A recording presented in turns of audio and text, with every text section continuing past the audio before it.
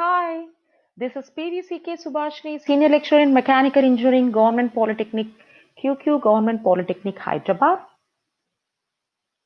As you all know, I'm dealing with the first chapter, Principles and Functions of Management and Organization, Structure and Behavior. In the previous class, we have discussed about the role of industry and effects of industrialization and types of ownerships.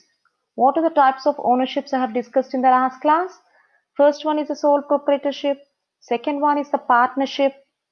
Third one is a joint stock company. In the joint stock company, you have private limited joint stock company and public limited joint stock company, cooperative societies, and public sector organizations. So what is this? Slowly, I'll just try to discuss what all have covered in the last class. First one is the sole proprietorship. The business is owned and controlled by a single person with or without a hired labor. That is called a sole proprietorship. The person who runs sole proprietorship is called a sole trader.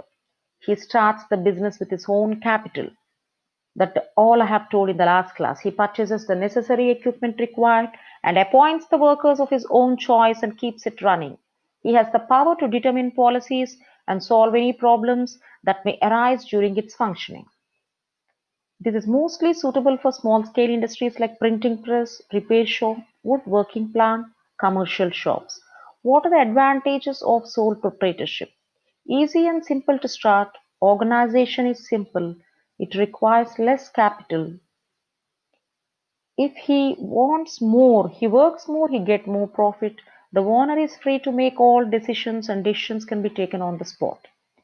Regarding disadvantages of sole proprietorship, it is suitable only for limited capitals because of unlimited liability in case of large debts, he may forego his business and personal property also. Managerial skill is limited. It cannot grow to a greater extent because of its limited resources. Continuity of the business is uncertain. Risk of the business is more. All the losses should be paid by the owner only. Next comes the partnership. Because of the certain limitations in the proprietorship regarding the limited finance, limited managerial skill, risk in the business, and difficulty in supervision, he is unable to expand his business beyond a certain stage. So at this stage, the individual owner wish to associate with him more persons who have either capital to invest or possess special skill knowledge to make the existing business still more profitable. Such a combination of individual traders is called partnership.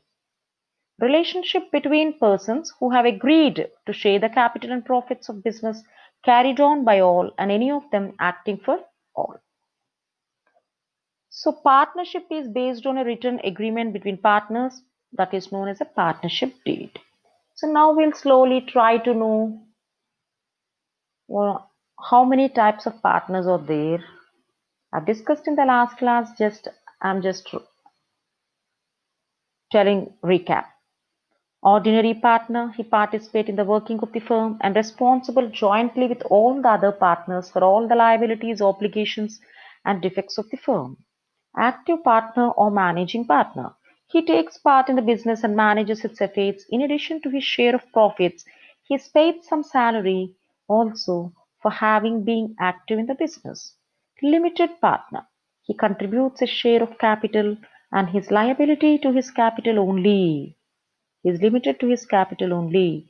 He does not take any active part in the administration. Sleeping partner or dormant partner.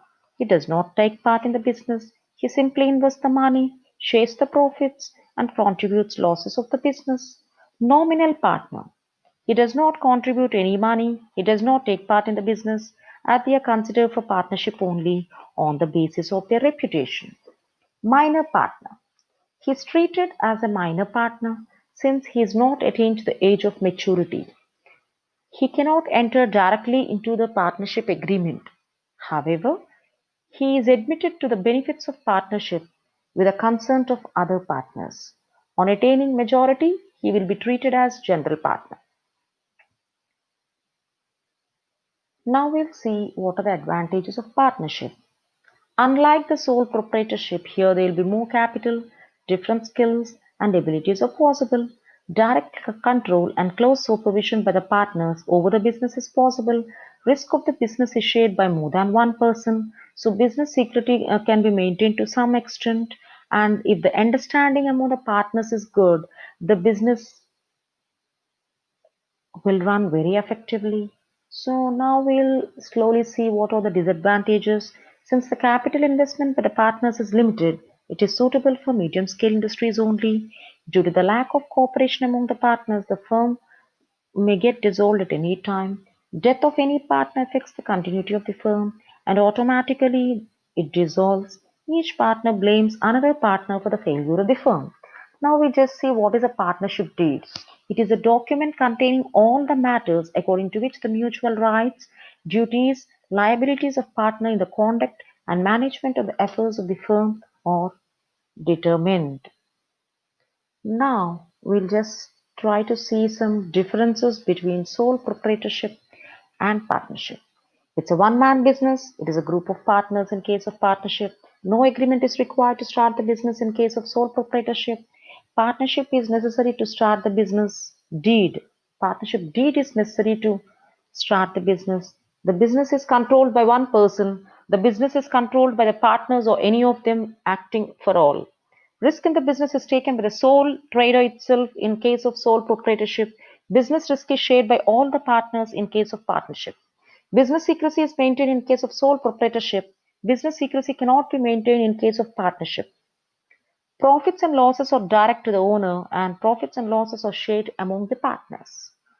So now, today, on completion of this period, we'll try to know in types of ownerships, you'll have again joint stock companies and public limited companies that didn't cover, and you'll understand the philosophy of organization structure today. What is a joint stock company? See, depending upon the difficulties raised in raising the capital, limited finance, lack of facility for centralization management, unlimited liability, and heavy burden of risk involved in the previous two forms of business, that is, sole proprietorship and partnership.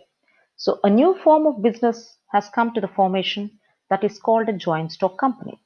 Joint stock company is an association of individuals called shareholders who agree to supply the capital by purchasing the shares of the company for a specific business to be carried out.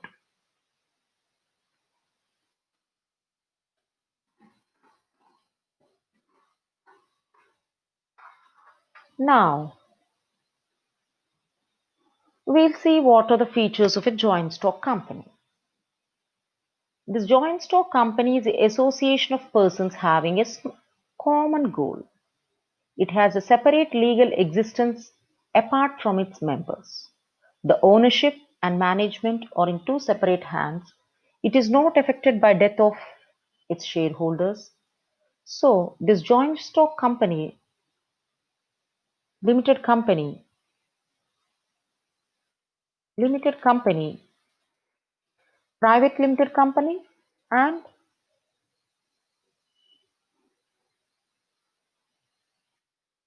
public related company. See, in the features, it is association of persons having a common goal. It has separate legal existence apart from its members. Ownership and management are in two separate hands. It is not affected by the death of its shareholders. There are two types of joint stock companies. We have private limited joint stock company and public limited joint stock company. In the case of private limited joint stock company, in this case, capital is supplied by promoters, their relatives, and friends. Hence, they are the owners of the company. They avoid the general public to take up any share. The minimum number of persons required to start this firm is 2. Maximum is 50. There is no minimum subscription to start the business. They need not produce any prospectus, accounts, balance sheets open to the public. It is not subjected to government control. The transfer of the shares are restricted to the shareholders only. Actually, this private joint stock company resembles much with a partnership, but has the advantage of big capital to be can be collected than could be done in the partnership. So, large capital is required for joint stock company. So, they will raise the capital by calling the shares, calling for debentures, taking loans from banks, taking state loans from state financial corporations and industrial development corporation.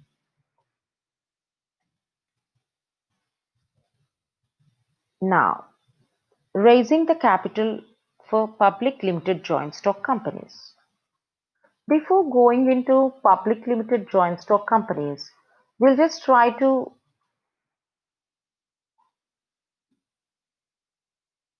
what is a public limited joint stock company?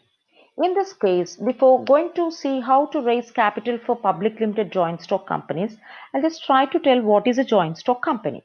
In this case, shares can be issued to the general public and there is no restriction over the number of persons, but the minimum number of persons is 7. What? In this case, the shares can be issued to the general public and there is no restriction over the maximum number of persons, but minimum number of persons is 7. To start it, first they have to file with the registrar of joint stock companies along with the documents such as consent of directors, list of directors, directors contract. Then they will issue a prospectus to the public, the newspapers, and allowed 180 days to allot shares from the date of prospectus. It can start only after receiving the minimum subscription and the certificate to commence business. Generally, the directors of the company are subjected to rotation. It has to conduct general meeting every year and they have to send financial statements to all the members and to the registrars. Okay, now we'll see how to raise finance or capital for the public limited joint stock companies. Now, it is the amount received from the public at a specified rate. If the authorized capital, that is maximum capital which company is permitted to raise, is 2 crores and if it is to be pooled 20 lakh shares, then the value of share is 10 rupees. So those who contribute this amount of 10 rupees are shareholders and the shareholders are entitled to get the shares of profits. The shareholders are the real owners of the company and these shares are transferable. Okay. Company issues different shares to suit the requirements of different types of investors. Shares are broadly divided into three important classes: preference shares, ordinary or equity shares, and deferred shares.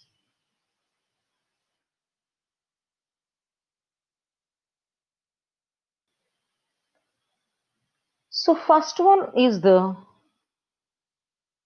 preference shares. As the name suggests, the holders of these shares have preferential right over the other shareholders as regards the dividend and also payment of cash in the event of company being wound up.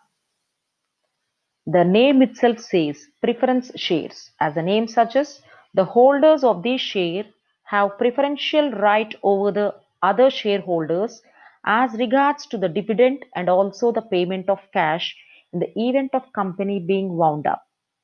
The rate of dividend payable is fixed in case of preference shares.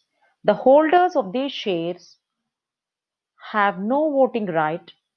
Preference shares are of so many types. I'll just try to tell you. Cumulative preference shares, non-cumulative preference shares, redeemable preference shares, irredeemable preference shares, participating preference shares, non-participating preference shares,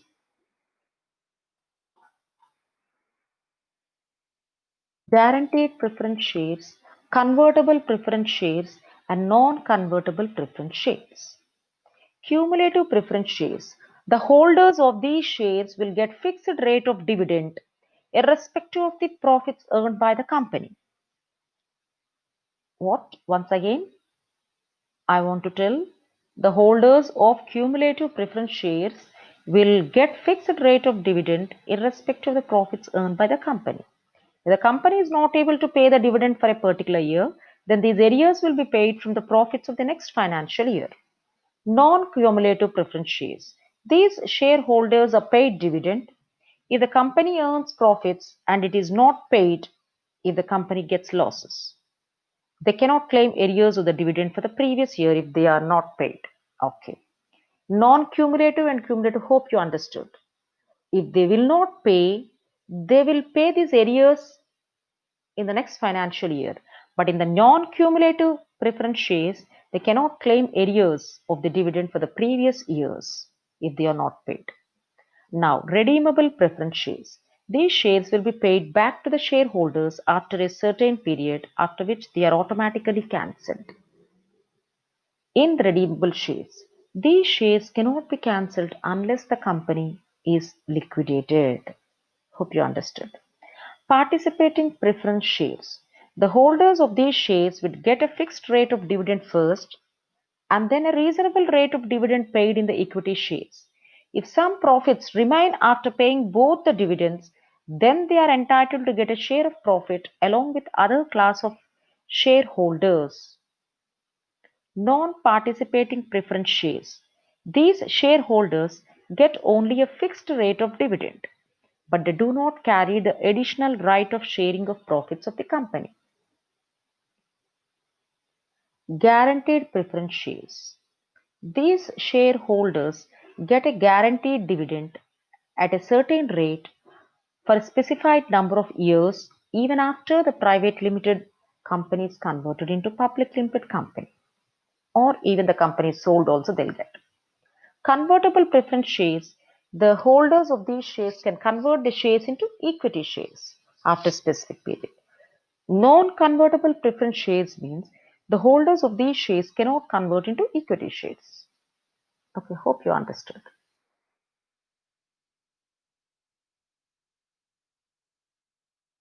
Now, now we'll go to equity or ordinary shares. Equity or ordinary shares. Equity or ordinary shares. The holders of these shares are the real owners of the company. These shareholders are paid only after the fixed dividend is paid to the preference shareholders. There is no fixed rate of dividend for this type of shareholders and is paid according to the profits of the company. The rate of dividend on equity shares may be generally higher than the rate fixed on the preference shares. Deferred shares. These shares are usually issued to the promoters and underwriters of the company, and they are all of the same value. The dividends of such shares are distributed after all other shares are paid up. Hence, the shares may not get good dividends, but the shareholders will have exceptional powers in voting. So, the management of the company is in their hands. Deferred shareholders will get dividend only when the company makes huge profits. Remember. Now we'll go to debentures. What is a debenture?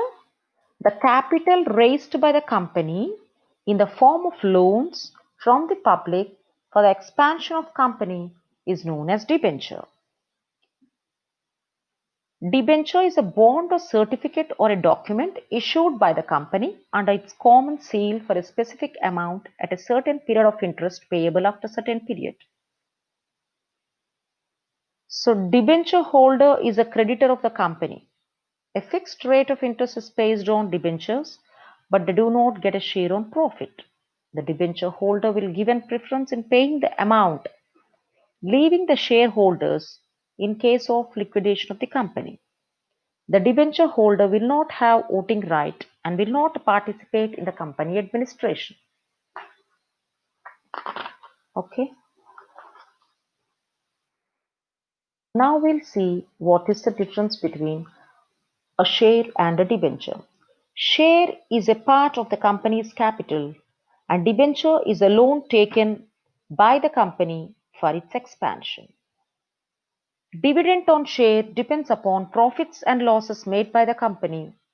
Irrespective of profits and losses, it fetches the fixed interest in case of debentures. The value of share is very small, the value of debentures is very high. There is more risk for the shareholders. There is no risk. Guaranteed interest will be there for the debentures. Shareholders have voting right and he participates in the administration, and here he has no voting rights. After paying debenture holders interest only, the shareholder is paid his dividend. Here in debentures is given preference in paying the interest than the shareholders. So remember this.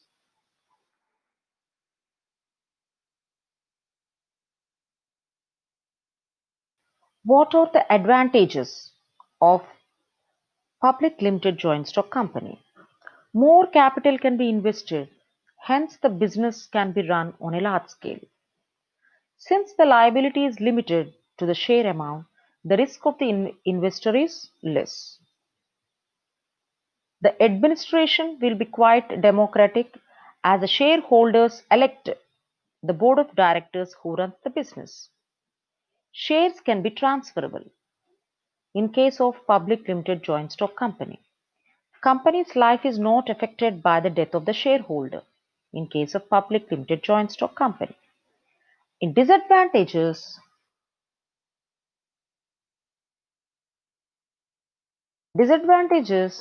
so you just see how large capital, once again I just want to recap about the advantages. Large capital can be investment and there is much scope of expansion. Liability of shareholders is limited. Transfer of shares is possible.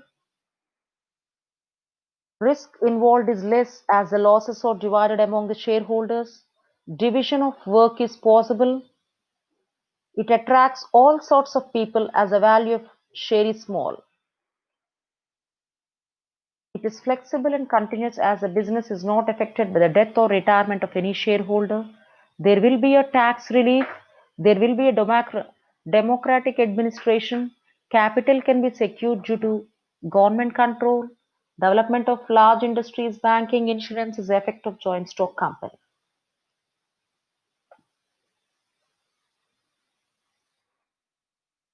Now we'll slowly discuss what are the disadvantages.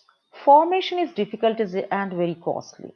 Decisions will be delayed, and the directors may show some favoritism in selecting the higher posts and appoints their own persons.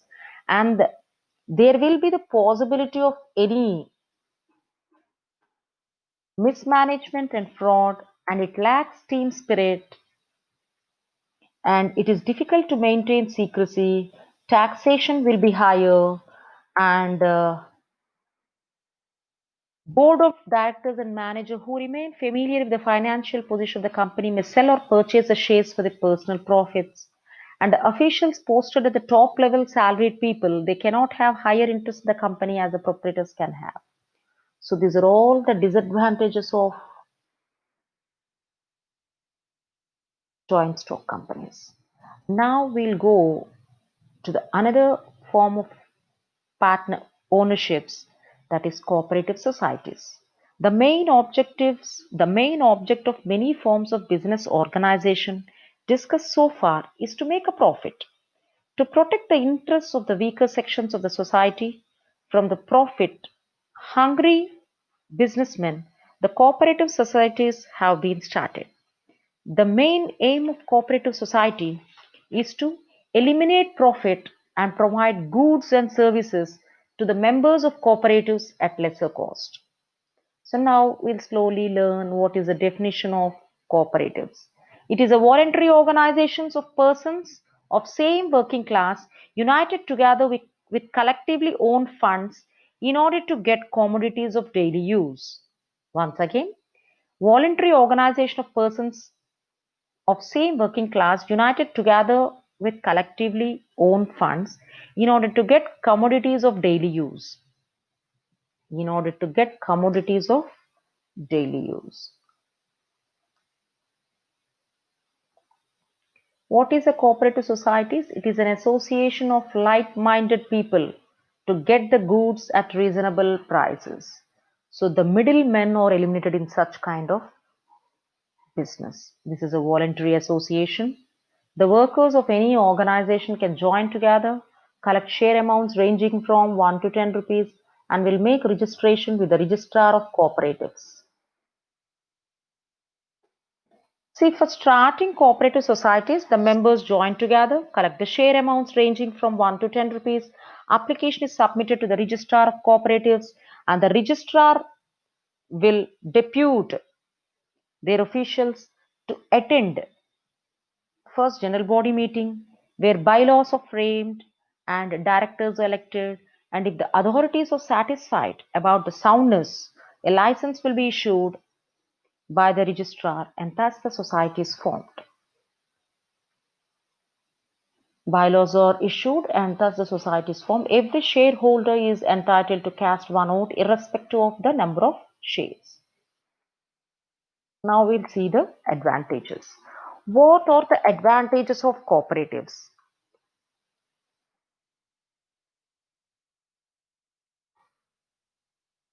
Its formation is very easy. Cooperatives formation is very easy. It is service motive. It benefits weaker sections as daily necessities of life can be available at lower cost. It is democratic form of ownership. Overhead expenses are reduced due to free services rendered by the members. It is subjected to state control and supervision. Middleman's profit is eliminated. It is having limited liability. It has open membership. So these are all the management is on democratic lines, free to withdraw share at any point of time, liability is limited, service motto and not profit motto. What are the disadvantages? Finance being limited, specialist services cannot be taken. Conflicts may arise among the members on the issue of sharing responsibility and enjoying authorities. Members who are in higher position may try to take personal advantages. Capital is limited and so it is limited to small business only. Secrecy cannot be maintained. Lack of incentive to hard work. These are all the disadvantages. Once again, I just want to recap what are the disadvantages. Finance is limited. Specialist services cannot be taken. Conflicts may arise among the members on the issue of sharing responsibility and enjoying authorities. Members who are in higher position may try to take personal advantages. Secrecy cannot be maintained. Capital is limited and so it is limited to small business only. Secrecy cannot be maintained. Lack of incentive to the hard work. These are all the disadvantages. Now we'll see what are the types of cooperative societies. Consumers cooperative society, producers cooperative society, cooperative farming, cooperative credit society. These are all the types of cooperative societies. Now we'll just try to discuss what are these cooperative societies. Cooperative consumers cooperative societies, this objective is to purchase consumable articles which are common in use directly from the manufacturers in bulk and sell them to the members with a low margin of profit. The profits earned will be distributed along the members and are utilized for increasing the reserve funds of the society. Example, super bazaars, cooperative stores, departmental stores, etc. Producers cooperatives. This form of association in which persons combine together to form a society for the purpose of manufacturing goods. This is useful where neither large capital is necessary nor much technical and expert knowledge of management is needed. Sugar mills, rice mills, and dairy products. Cooperative farming. Some of the small agriculturists combine together to cultivate the lands in cooperative basis and get loans from the government to purchase agriculture implements, tractors, fertilizers, etc. with low rate of interest and the yield can be distributed among themselves. Cooperative housing.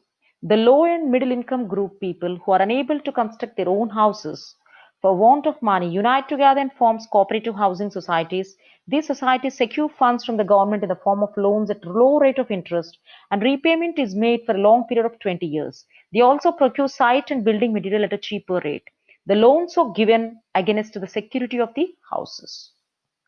Cooperative Credit Society. It is an association of borrowers residing in the same locality. These societies are formed to give the financial help to the small farmers and other weaker sections of the society with a low rate of interest.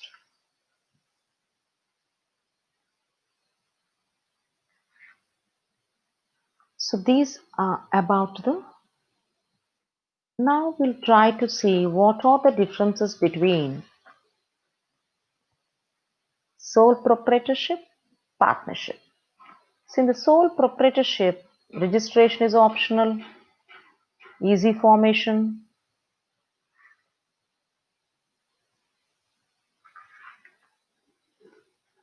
and liability is unlimited in case of sole proprietorship. Partnership liability is also unlimited. Capital is limited in case of sole proprietorship. Partnership is high suitable to medium enterprise. Decision making is very quick in case of sole proprietorship. Decision making is comparatively slow as unanimous decision of partners is needed. Registration is not necessary in case of sole proprietorship and optional in case of partnership. Secrecy is perfect in sole proprietorship and is shared among the members since it is a partnership. Profit and risk gets total profit and base on the risk shares among all the partners. Regulations are not needed in proprietorship and little regulations are formed in case of partnership. Ownership and control lies with proprietor, lies with the partners. Contribution not guaranteed, comparatively more stable than the sole proprietorship. Now we'll try to see what are the difference between private, public and partnership. As I have discussed, private limited joint stock company registration is compulsory. Both private limited and public limited registration is compulsory. Private means simple formation, public means difficult formation, whereas partnership registration is optional is e-formation. Private and public will have limited liabilities. Partnership will have unlimited liabilities. Secrecy is shared by the members in case of private limited joint stock company. In case of public joint stock company exposed to public, secrets are shared by the partners in case of partnership. More than capital raising power. More than partnership suitable for the medium enterprise, huge capitals can be raised for major enterprises, suitable for medium partnership in case of medium enterprise in case of partnership. State regulations are considerable in case of private limited joint stock company, too much all companies governed by Companies Act, very limited in case of partnership. So transfer of shares. Transfer of shares is restricted in case of private limited joint stock company. Free transfer is there in public limited joint stock company. Shares quoted on stock exchange have open market. All partners should agree to the transfer of sale in case of partnership. Management. Board of directors is minimum will be two board of directors. Public limited, three board of directors. Partners by partners. Private limited and public limited are stable and permanent life. Partnership is not stable. Legal. Separate legal identity is there for both private and public limited. And partnership, no separate legal identity is there. So, depending on this, we have to choose what type of partnership or what type of business we have to you want to choose. Membership minimum is 2 and maximum banking means 20, non-banking is 50. Here in case of public limited joint stock company, minimum is 7, maximum is no limit.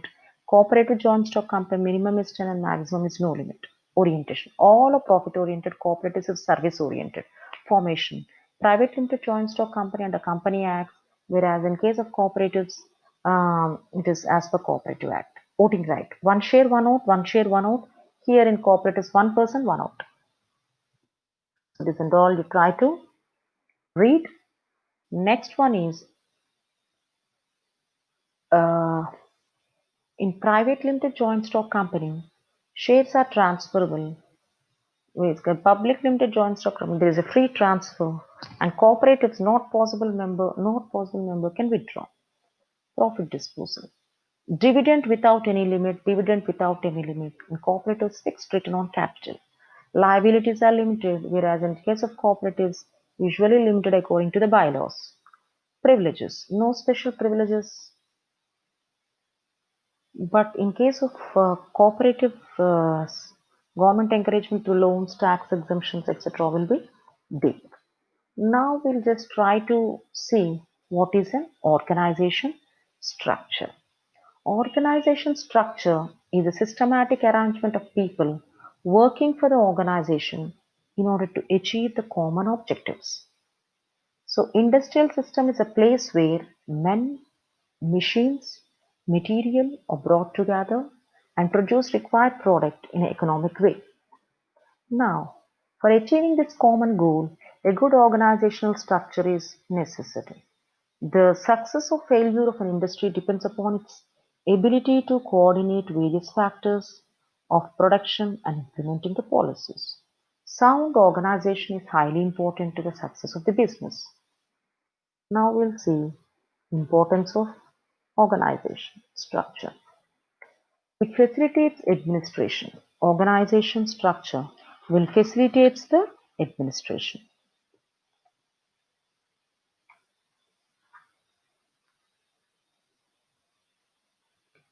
It facilitates growth and diversification. It facilitates use of human power. It provides optimum use of technological improvements. It leads to specializations. It reduces wastage and expenditure. Actually, the success or failure of an industry depends upon the ability to coordinate various factors of production and implementing the policies. So, sound organization is very highly important to the success of the business. So, organization's structure is a systematic arrangement of people working for the organization in order to achieve predetermined goals. This structure provides an appropriate framework for authority and responsibility relations between various persons. The organization structure is generally shown as organization chart. What are the characteristics? Now we'll slowly see what are the characteristics of an organization. It is a group of people working for a common objective. It is a tool of management and it facilitates specialization of work. It works under top administration. It clearly defines authorities and responsibilities of each individuals and it provides good communication coordination among the individuals to get the work effectively. So this is how actually we'll design the organization structure is very important. Organization structure mainly concerned with allocation of duties and and responsibilities and delegation of authority and responsibility in an enterprise. It represents hierarchical arrangement of various positions in the organization.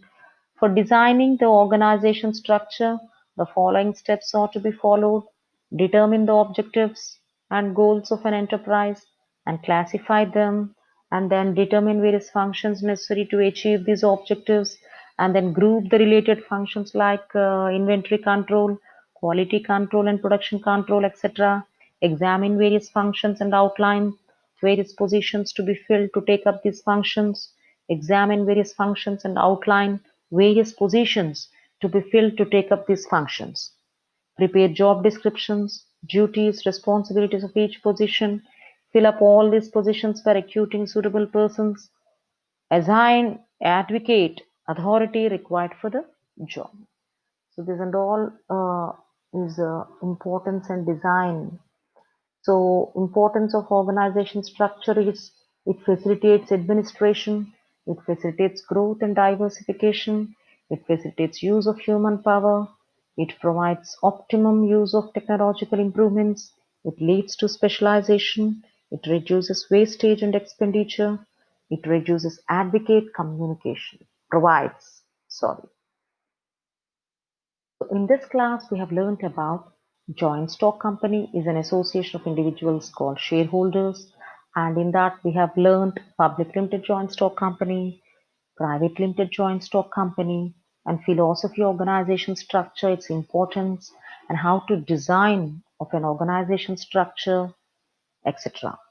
Now, slowly, I just want to revise what all I have dealt for today. Okay.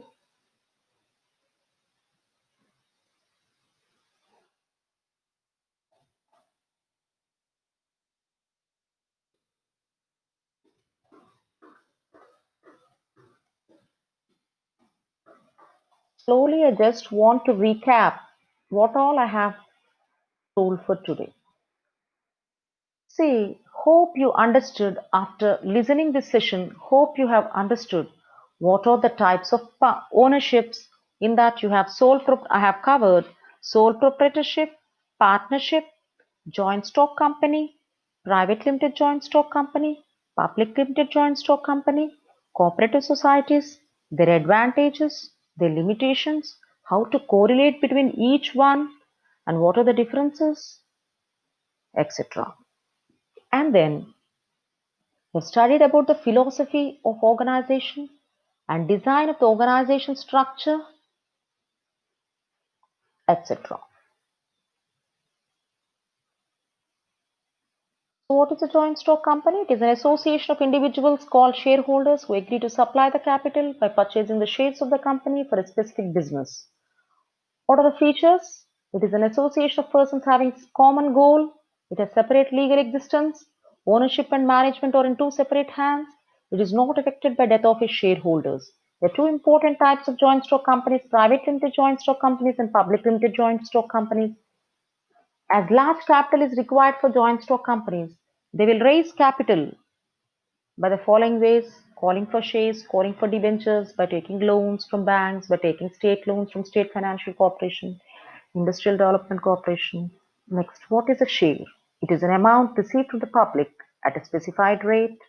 If the authorized capital, that is maximum capital which any company is permitted to raise, the rupees is 2 crores, and if it is pooled by 20 lakh shares, then the value of each share is 10 rupees. Those who contribute this amount is 10 rupees are shareholders. The shareholders are entitled to get the shares of profits.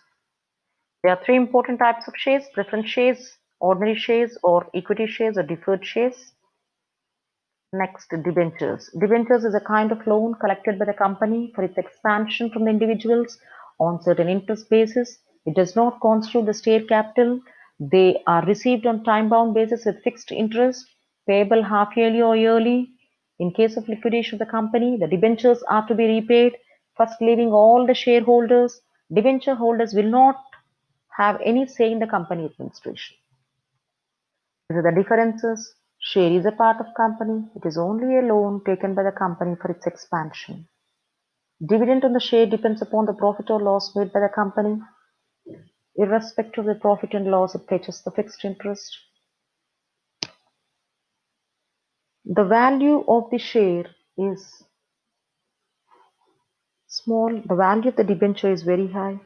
There is a risk for shareholder. No risk, guaranteed interest. Shareholder has got the voting right, say in the administration. No voting right will be there. What are the advantages? Large capital can be invested, liability of shareholders is limited. Already I have covered all this, just as a recap. So I'm going very fast. Transfer of shares is possible, risk involved is less, division of work is possible. It attracts all sorts of people as the value of share is very small. It is flexible and continuous as the business is not affected by death or retirement of any shareholder. There will be a tax relief. So these are all the advantages of public limited companies. There will be democratic administration, capital can be secured due to government control, development of large industries, banking and insurance is the effect of joint stock company. Disadvantages is formation is difficult and costly, decisions will be delayed, directors will show favoritism in selecting the higher posts and appoints their own persons, disputes may rise among the shareholders, there will be possibility of mismanagement and fraud. Taxation is higher. Cooperatives. Cooperatives means association of like-minded people to get the goods at the reasonable prices. There is a voluntary organization. The workers of any organization can join together, collect share amounts ranging from 1 to 10 and make registration with the registrar of cooperatives. Registrar will depute his officials to visit the first general body meeting. In first meeting, bylaws are formed and directors elected. Every shareholder is entitled to cast one vote only, irrespective of his number of shares. The liability is limited. Advantages. Management is on democratic lines, free to withdraw share at any point of time. Liability is limited. Service motto, not profit motto. Lack of trust and coordination. Board of directors may deceive others. Efficient persons may not be available to run the cooperatives. So there are types of cooperative societies: industrials or producers cooperative society, consumers cooperative society, housing cooperative society, and cooperative farming. and cooperative credit society. These are all the differences I just have discussed. Next one is the organization structure. Organization structure is a systematic arrangement of people working for the organization in order to achieve the common objectives.